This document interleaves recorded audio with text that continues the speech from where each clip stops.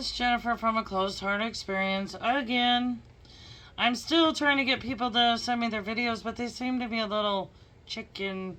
They don't want to put their face on the interwebs. I can't blame them. It took me a hot minute before I could get the courage up. But then I just didn't really care. So, today, should we put the disclaimer out? Today, it's not really about psychiatry, counseling, or therapist. It's more, I'm not a doctor. I'm just going to tell you what happened to me and what I have been struggling with for 30 freaking years. And I personally am hoping there's somebody else out there that has a similar story to me, that's maybe beat this and, you know, share me some secrets.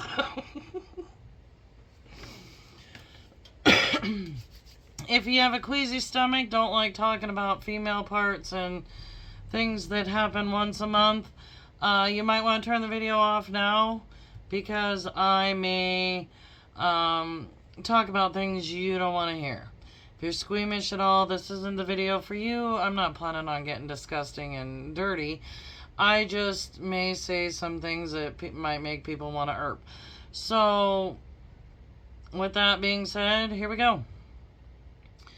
Starting in high school, started having bad cramps to the point where I would have to go home. I'd have to find Tylenol, something. I couldn't hardly hack it. By the time I hit my 20s, holy fart sack. They got to a point where I'd be on the ground praying to the porcelain god and to the Lord Almighty up above and Mother Mary, please somebody save me, I can't handle this. And a few times it landed me in the ER because I couldn't tolerate the pain, and I have a pretty high pain tolerance. And then one day, I was living in Juneau, and a friend of mine and I were driving to the end of the road, and I got a real sharp pain in my back, and next thing I know, I'm like passing out. I don't know if I fully passed out. I just wasn't with the general population. And it was kind of funny because I was driving a stick shift at that time, and this was like 96 or something like that. Not, you know, 1950s, but it was 96. And she had never driven a stick and had to get us back to the hospital because I was in so much pain. Anyhow, we get up to the hospital and go through all these tests trying to figure out what the heck's going on with me. And they find out that I have cysts on my ovaries, and they're popping like popcorn. Just pop, pop, pop. And that's what it wasn't. I only had one major one pop that day. It's a different kind of pain. That's not something you want to do. I've never passed out. I'm not a passer outer. No. But that, I remember being, woo, I'm not on this planet. Then, from that point forward, from 96 to, I want to say about 10 years ago, I went to doctor after doctor after doctor after doctor. And they diagnosed me with so many different things. So many different things. And it finally ended up being PCOS and endometriosis. And nobody really explained to me that PCOS causes so many different issues. That it's not just female issues. It can cause hair growth and weight gain and back humps and, I mean, just a whole host of different things. But my main issue were the cyst popping. I think I only had one or two. I think there was a total of 3 but I had to have 2 laparoscopic surgeries in my 20s because the overgrowth, endometriosis is an overgrowth of tissue inside of you. It was so bad and making my cramps so bad that when I went to the doctor after the first laparoscopic, she looked at me and she says, I don't understand why you're not on pain pills. And I said, I've just been dealing with it. The doctor in Juneau told me to take ibuprofen. And if it got too bad, I just went for a walk until I could tolerate what was going on. And she basically told me that she had never seen it that bad. That it was not a good situation, and that she had other clients or patients on pain pills at a much lesser issue than me. I don't know. But I think once you've had to deal with pain for so long, you build up a tolerance and you get stronger and stronger and stronger. Yeah, there's another one of them mountains. Anyhow, after the first surgery, I didn't like that doctor. Oh, she wasn't very nice. She didn't explain crap to me. And the reason why I'm telling you all this is I kind of have a disdain for the medical field. You'll understand when I'm done. It's not that I hate doctors. They have saved a lot of families and friends, but you'll understand. So I think I had the first surgery like around 2003 or something like that. And I got home that same day. She told me I should be able to run a marathon. I couldn't move. My shoulder hurt so dang bad. And I'm like, what the heck? I didn't have shoulder surgery. What is going on? Nobody explained crap to me. And I was stuck. I had to sleep sitting up that night because there was nothing I could do other than go to the ER. And of course, my pride wouldn't let me do that. So, because I could have ran a marathon, you know. Anyhow, I called her the next day and I said, these pain pills you gave me are not helping. And my shoulder is killing me. Did you drop me or something? I couldn't figure out what was going on. And she goes, it can't be that bad. I said, I couldn't lay flat. I couldn't. And she goes, oh, just deal with it. It'll be gone within 3 to 5 days. And I said, is it possible for me to get something different? Because whatever you gave me is not helping. And I really need some sleep. She basically called me a drug addict. Even though, and she made me come back into the office. And I brought her the pills that she had originally gave me and left them with her.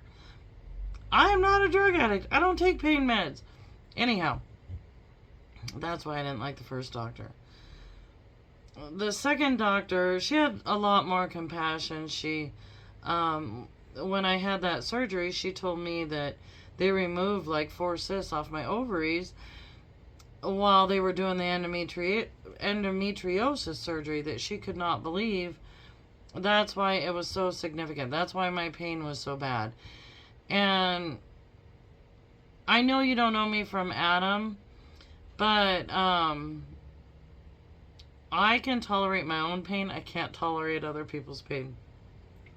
So pretty much I could put an axe in my leg and walk to the ER and be just fine.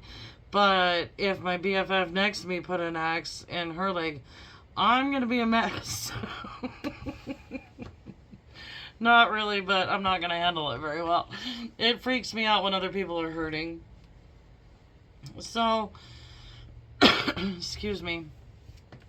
Anyhow, I got through that. It was supposed to cure everything. I was supposed to have lighter periods, which, and I was supposed to have less cramps, less back pain, less.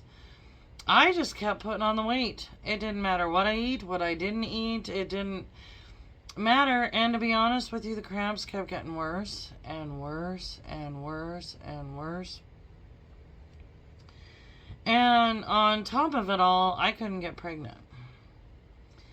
There was, and mind you, when I was younger, I always wanted my own football team. I come from a large Italian Catholic family, and I always wanted my own football team. I just wanted a huge family. But I guess it wasn't in the good Lord's plans. I don't have any children. And you'll understand why in a second.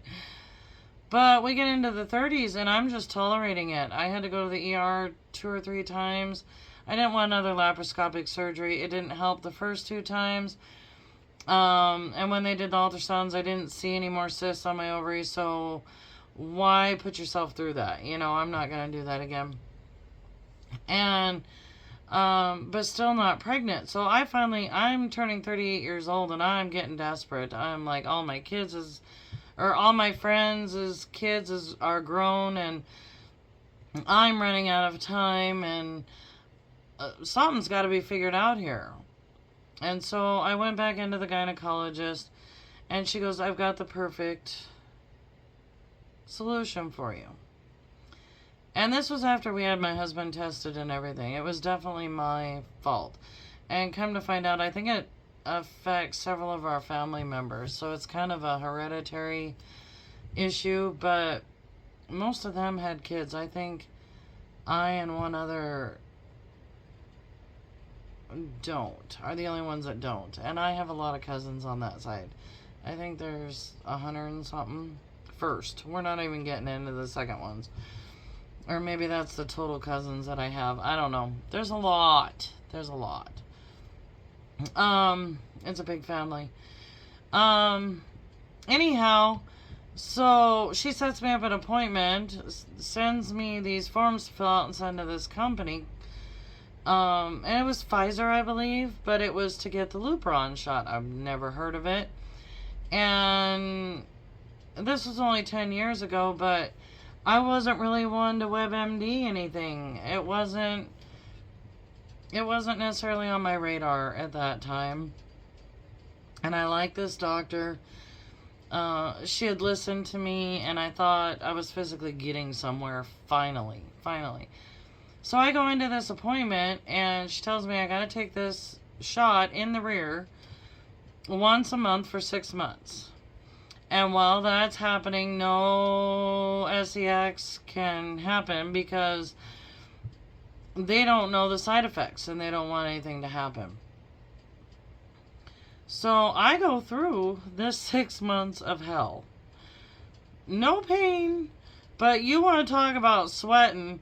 I would just be standing there and all of a sudden from my waist up, I would just keep getting hotter and hotter and hotter.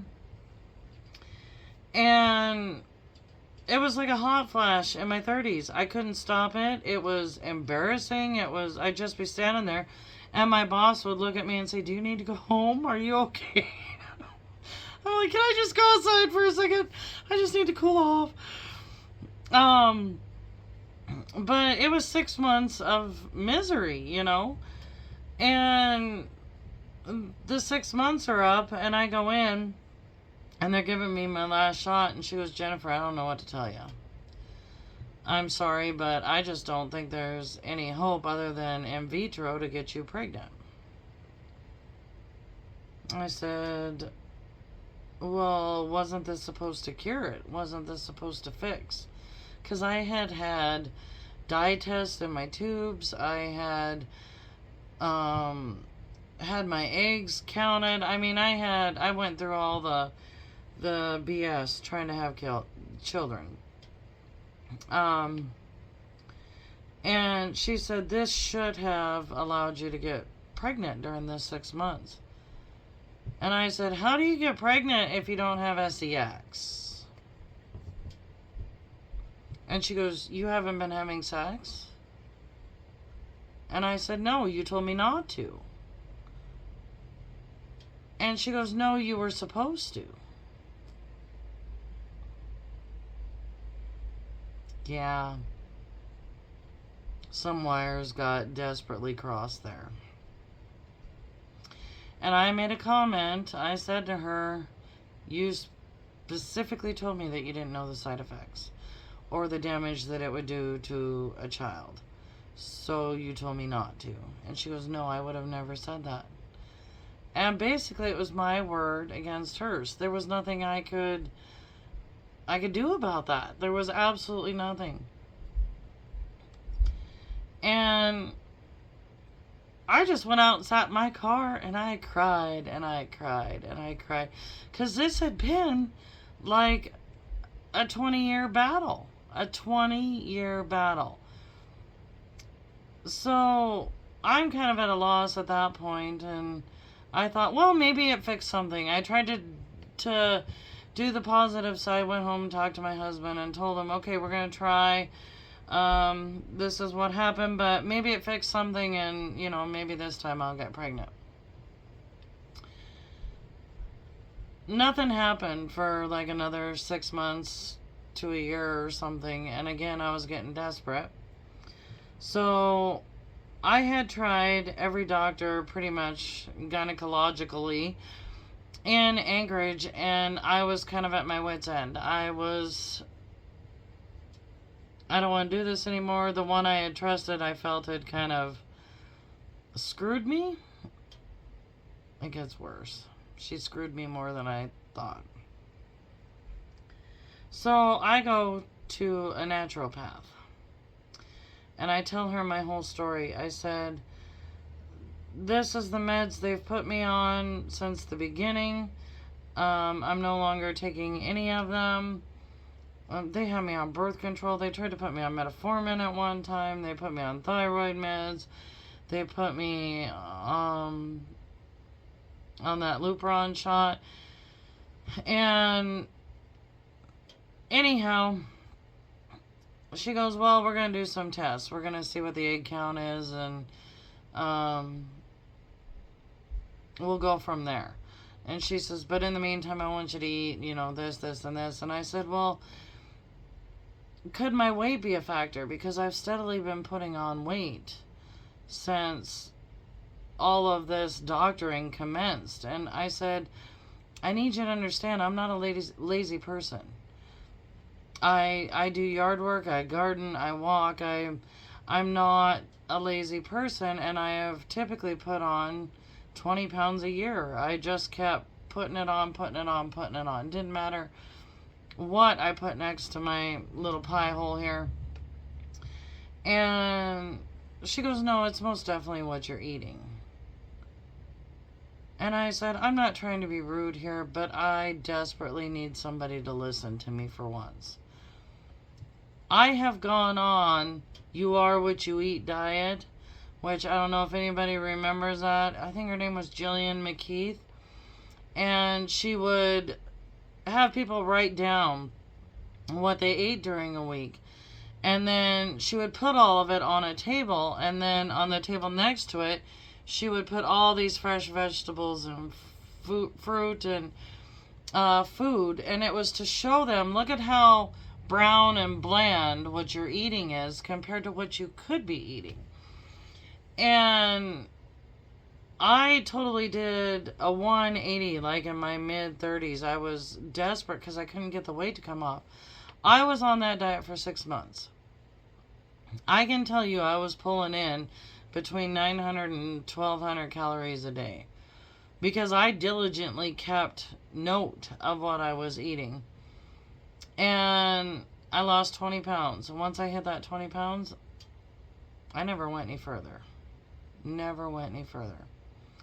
Every diet I've done since then, I lose 20 pounds and I never go any further. I can't seem to break that 20-pound mark. And let me tell you, I've tried every diet on the market except for Ozempic. And because of what I'm about to tell you is the reason why I'm not doing Ozempic. I have several friends that have done it, and they've lost a crap ton of weight. And they look absolutely freaking amazing. However, for me, like the Lupron shot, I don't feel it's been out on the market long enough. And in 20 years, it still won't be long enough for me. Because you look at metformin, 20 years, 30 years later, they're saying it's causing what? Stomach cancer or something? Tylenol is causing autism, and we've been taking that since 1920 something. I'm kind of done with the doctor prescriptions. If I don't need high blood pressure medicine, or for instance, my husband, he's continually on blood thinner till the day he dies. If I don't need that, I'm not taking it, and this is why. We got all the tests done. She calls me in and she goes, Jennifer, what happened? You're 38, 39? I said, yeah. And she goes, you're fried. Your ovaries are freaking fried. I said, that can't be, because just a year ago, I did like this dye test and an egg count and I don't know, something like that. And I said, they can't be fried. They were just there a year ago. Why would they just... She goes, I don't know. What did you do? And I stopped. And I said, the only thing I've done differently is a Lupron shot. And she goes, what? I said, yeah. I took it once a month in me bum. And for 6 months. And she goes, well, I hate to break it to you, but you're not ever having kids.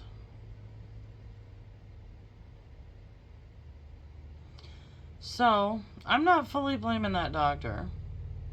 There's probably 80-20% because us as patients,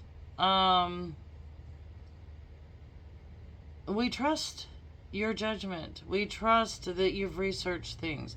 We trust that you know what's better for us than we know ourselves, right? It's like taking your tax return to an accountant. You trust that they know the tax laws much better than you do. Yep. Went out to my car, sat in the parking lot. I think that time I cried for a good couple of hours. I didn't move. I just sat there.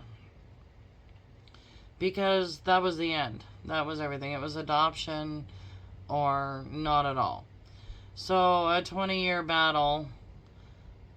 She basically, the doctor that gave me the Lupron shot, put me through menopause at age 38. There has been a slight upswing to it.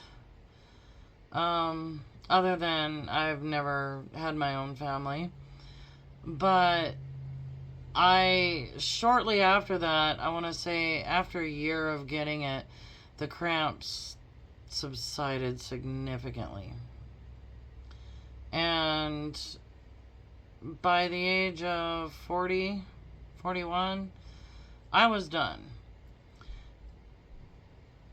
I am totally devastated that I did not get the chance to have my own family. But the fact for the last 8 years, I haven't had to pray to the porcelain god or zip down to the ER because I was in so much pain was wonderful. Would I have done it if I'd have known? No. No. But that's a story for another time, I suppose. Life happens, but because of that incident, I'm not real quick to put too many medicines.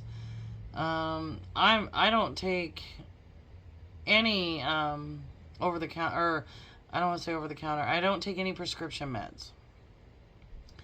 I do take some vitamins in the morning and stuff like that, but all in all, I don't take much of anything. And it's because of that one shot. And so when all my friends started going on the Ozempic diet or Wegovy, whichever one they chose, my first thought was, I don't want to be part of this herd of buffalo diving off a cliff. They don't know what's happening. The commercials sound horrible, like you'll lose your left leg in a army accident in the middle of, I don't know, the Siberian desert if you take this. And I mean, the side effects are just absolutely horrible. That was a joke, not serious. But they warn against thyroid cancer. They warn against pancreatic issues. I don't know. My whole family is freaking diabetic, so the last thing I want is any pancreas issues. I need to figure out another way to fix this. So I have been dieting. I've been fasting. Let me tell you, I've gained weight while fasting. I can bake cookies and smell them in the oven and put on 5 pounds just from the snifting.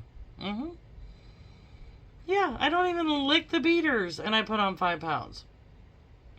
The only time I have lost a significant ton of weight was last year in September. And I got really sick because of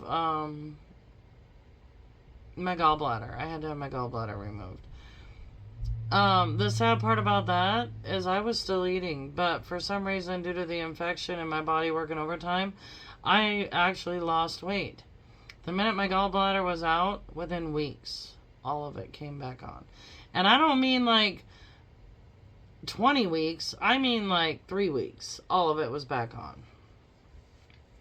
It doesn't take any time. And I had scheduled further appointments with that practitioner. I said, I really need to figure out my weight issue then. If we can't figure out the baby issue, I need to figure out the weight issue. She basically looked at me and told me I needed to quit eating again. And I begged and I pleaded with her. I said, you are like my last resort. I don't want to go back to any other doctors. I don't want to fight this fight anymore. I'm tired of it. I'm tired of being a pincushion. I'm tired of being a lab rat. I just need some help trying to figure out why I can't lose weight. I have since heard from other family members that they had the same issue. That, you know, they lose 20 pounds and can't lose anymore. I don't know. I don't know if it's the birth control pills they put me on at a young age to try to stop the cysts and the endometriosis, because I do know that that screwed me up in other ways. I wish I had never taken that. I wish I would know now, or I would know then what I know now. I would have taken a whole different approach back in the 90s. Totally different approach. And life's life. Shit happens. There's nothing we can do about it. I've cried my tears. Yes, I still have moments. But they're not as strong as they were 10 years ago. It's... I don't want to say a worthless feeling, but it kind of is. It kind of is a worthless feeling when... You know, we're basically created for one thing. That was all I ever wanted, was to be a mom and to raise my own brood of hellions to terrorize the country. And that was taken away from me. I, again, don't want to blame that doctor fully. I probably should, but... You know, some of it's my hereditary, too. I tried for 20 years and couldn't get pregnant. It was just the finality of that shot. That's not what I was planning on. I thought I still had another 5 to 10 years to try. And just by going to that one doctor, it was over in a day. Or, yeah, from that first shot. So, not being able to have a family, I was lucky my husband... had already had a daughter, so it wasn't such a big deal for him as it was for me. It didn't cause divorceage or anything like that. It was just... I did not want to work in corporate America. I literally wanted to stay home, make dinner, clean the house, and take care of 23 kids. That was my main goal in life. And don't get me wrong, that with other dreams have been peed upon several times.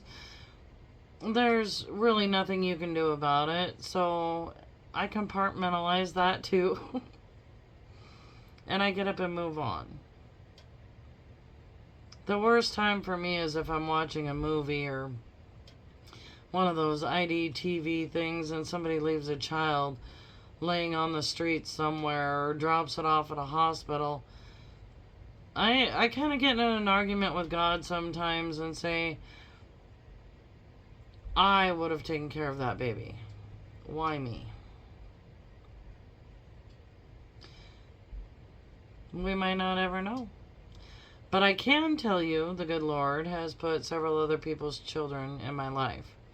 And I am known as Aunt Jen to quite a few. And I am thankful for that every damn day. Every damn day. Because I only had to wipe a few nasty butts. I kind of have a weak stomach, so I only had a few puke on me, which was good. And when they got real rowdy, I took them home.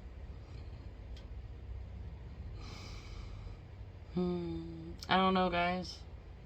But if anybody out there has been in a similar situation, had similar issues, similar pain,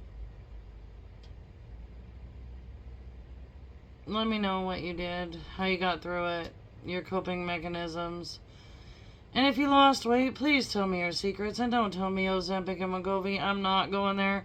I'm not diving off those cliffs. I'm not doing it. Nope. If I have to walk from Alaska to Montana to lose some weight, I will do that. But a quick fix is never a good thing. Just keep that in mind, people. But again, I'm not a doctor, so don't take my advice. Okay. I love y'all. I believe this is it. I'm out. And I'll see you on the next one. Bye.